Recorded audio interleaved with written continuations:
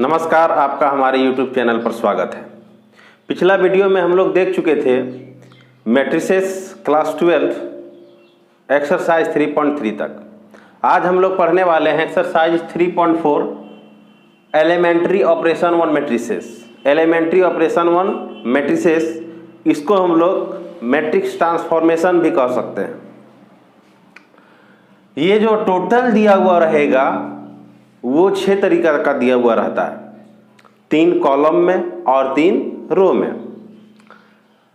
3 operation इसका रो में होता है और 3 ऑपरेशन इसका कॉलम में होता है। तो अगर हम इस कोई भी क्वेश्चन को सॉल्व करते हैं, अगर रो ऑपरेशन को यूज करते हैं तो सिर्फ रो ऑपरेशन को ही यूज करेंगे, और कॉलम ऑपरेशन को अगर हम लोग लेके चले हैं तो सिर्फ कॉलम ऑपरेशन को ही यूज करेंगे। इसका प्रयोग कहाँ होता है? कोई भी लीनियर इक्वेशन अगर दिया हुआ रहेगा उसमें से हम लोग x, y, z का वैल्यू हम लोग आसानी से निकाल सकते हैं। वेरिएबल टर्म का वैल्यू हम लोग इससे निकाल सकते हैं। इन्वर्स निकालने में क्या होता है, ये हम लोग को यूज होता है। कोई भी अगर मैट्रिक्स का इन्वर्स निकालना चाहते हैं तो हम लोग इससे या फिर कॉलम मेथड से हम लोग आराम से निकाल सकते हैं। तो क्या दिया हुआ है? 3 एलिमेंट्री रो ऑपरेशन। पहले हम लोग रो ऑपरेशन के बारे में पढ़ेंगे। 3 को जो दिया हुआ है, पहला जो दिया हुआ वो क्या है? इंटरचेंज ऑफ एनी 2 रो। कोई भी मैट्रिक्स अगर दिया हुआ है तो उसका 2 रो को हम लोग क्या करेंगे? इंटरचेंज करेंगे। The interchange of ith and jth row denoted by ri interchange rj।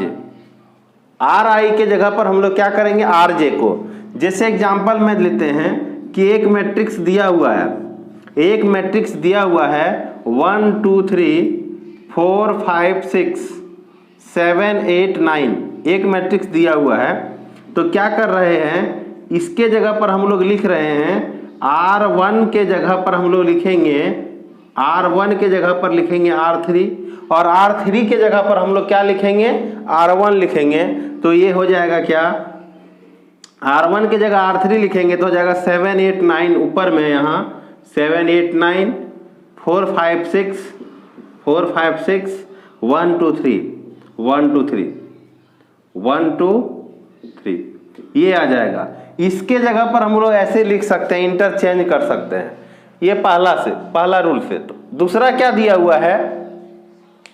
Multiplication of the element of a row by a non zero number. कोई भी क्या हो जाएगा? मल्टीप्लाई अगर हम लोग करते हैं कोई नॉन जीरो नंबर को कोई मैट्रिक्स के साथ, तो वो क्या आ जाएगा? जैसे दिया हुआ है क्या कि multiplication of the element of a row by a non zero number. Suppose each element of ith row of a given matrix is multiply by a non zero number के, देन वी डिनोट बाय। तो क्या हो जाएगा? उसको हम लोग denote कर सकते हैं ri के जगह पर के ri के जगह पर हम लोग क्या लिख सकते हैं? के ri। जैसे मान लेते हैं कि यहाँ पर दिया हुआ है R1 R2 R3, कोई भी नंबर कोई भी रो ले सकते हैं। तो R2 के जगह पर मान लेते हैं लिए 3R2। R2 के जगह पर हम लोग क्या लिखेंगे? 3R2। तो ये मैट्रिक्स जो हो जाएगा वो क्या हो जाएगा? 1 2 3 1 2 3, और R2 के जगह पर यहाँ पर क्या हो जाएगा? 3 से मल्टीप्लाई करेंगे तो हो जाएगा 12, यहाँ 5 3 जा 15 और 6 3 जा 18 7 8 9 इतना आ जाएगा। यहाँ पर जो मल्टीप्लाई हम लोग कर रहे हैं R2 के जगह सिर्फ कर रहे हैं, इसलिए सिर्फ R2 के जगह पर हम लोग क्या करेंगे? उस नंबर को R2 के सारा एलिमेंट के साथ मल्टीप्लाई करेंगे। तीसरा जो दिया हुआ है multiplying each element of a row by a non zero number. कोई भी मैट्रिक्स के साथ हम लोग क्या कर सकते हैं?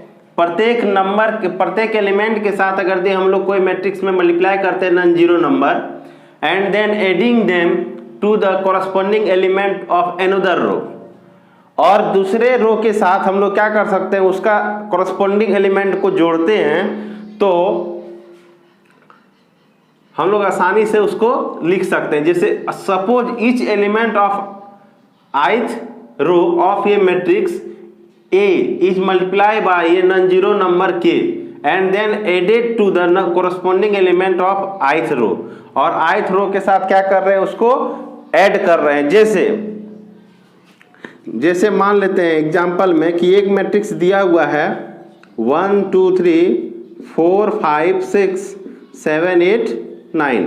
अब इसके जगह पर हम लोग लिख सकते हैं कि R2 के जगह पर R2 प्लस 5R1, R2 के जगह पर हम लोग क्या लिखेंगे, R2 plus 5R1, R2 plus 5R1। तो क्या हो जा रहा है कि R2 के जगह पर R2 तो रहेगा ही, और 5 हम लोग किसमें मल्टीप्लाई करेंगे, R1 में मल्टीप्लाई करके R2 के साथ जोड़ देंगे।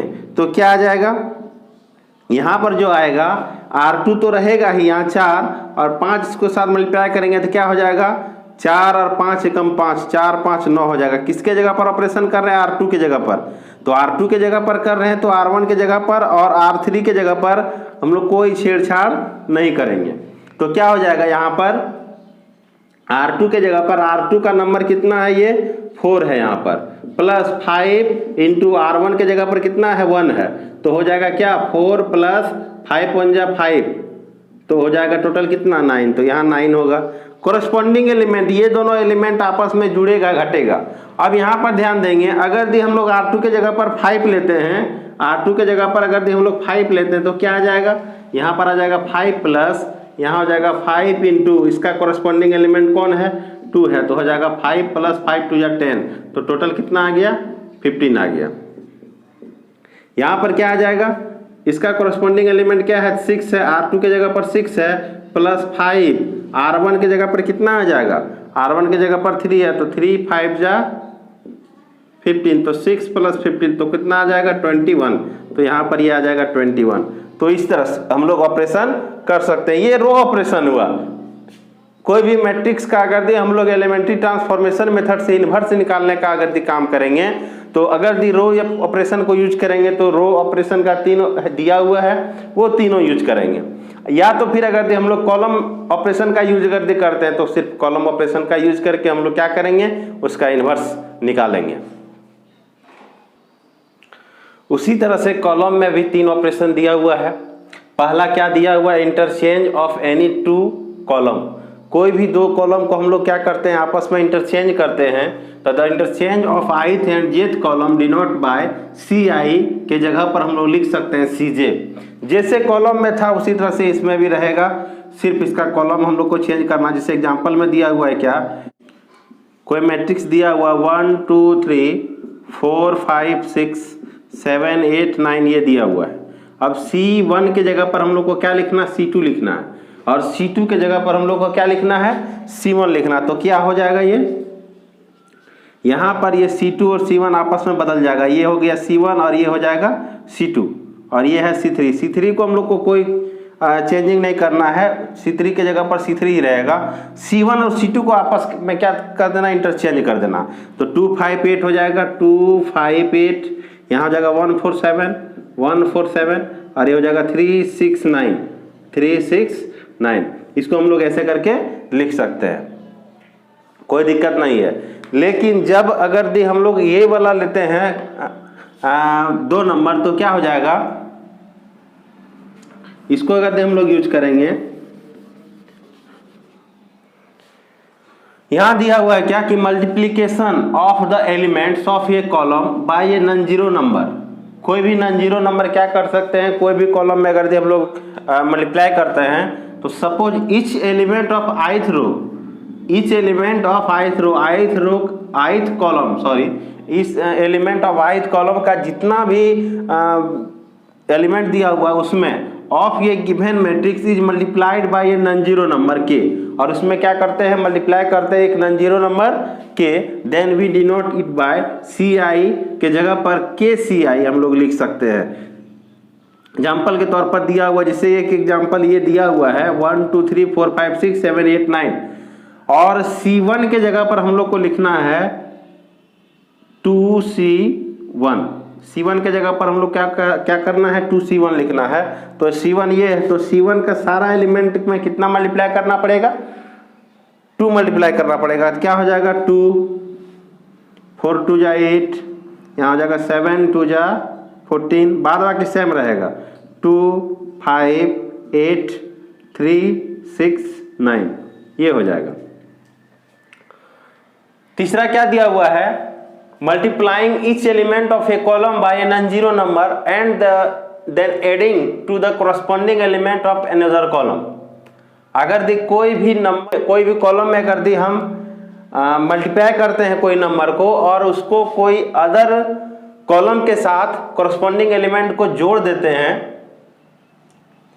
तो जैसे सपोज ईच एलिमेंट ऑफ जेथ column of a matrix A is multiplied by a non-zero number k and then added to the corresponding element of ith column।